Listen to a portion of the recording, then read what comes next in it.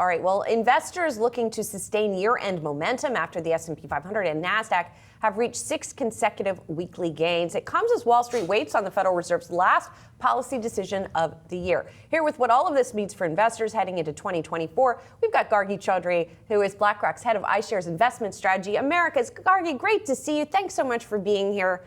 I want to start with the once, I don't know, not so sexy area of asset allocation, right? Because we have seen money pouring into cash this year because people wanted to take advantage of those high yields. You say now would be a good time to start thinking about pivoting because of where we are in the cycle. Can you lay that out for us? Sure thing. Hi, Julie and Josh. It's great to be back on the show. Hope you guys are doing well.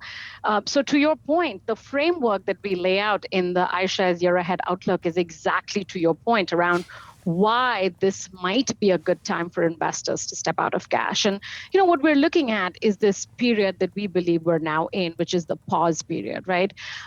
We don't expect the Fed to go this week. We believe that the July hike was the last one, which means that they're now going to just leave rates on hold for some time and just see how the economy evolves. I think we're going to hear from Chair Powell that it's too premature to start talking about a rate cut.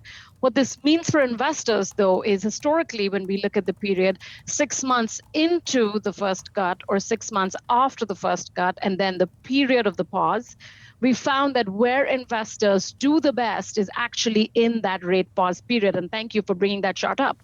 So whether you're in the bond markets, whether you're in the equity markets, investing in this pause period is really important. And there is a little bit of urgency around it because eventually we think by the second half of 2024, the Fed will begin to cut rates. So get out of cash now, take advantage of some of these incredible yields that we're getting in the fixed income markets, especially in the belly of the curve. Take advantage of quality companies that are still available to you at reasonable prices and, sort of put your cash to work for you.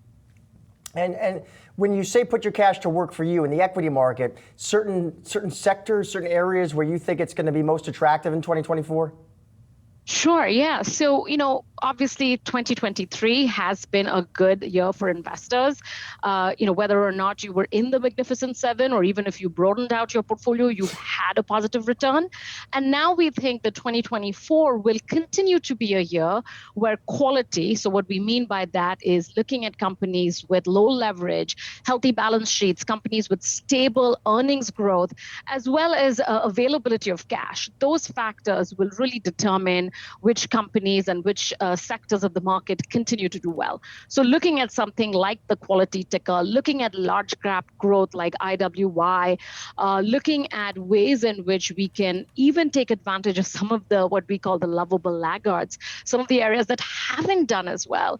Healthcare is top of mind there, where obviously not a great year 2023, but still quality, and you have that earnings growth that's going to come in 2024, and that's what we think investors should focus on for at least the first couple of months of 2024, keeping quality in mind as we move away from this very resilient growth picture to a slowing growth picture in the first quarter of 2024.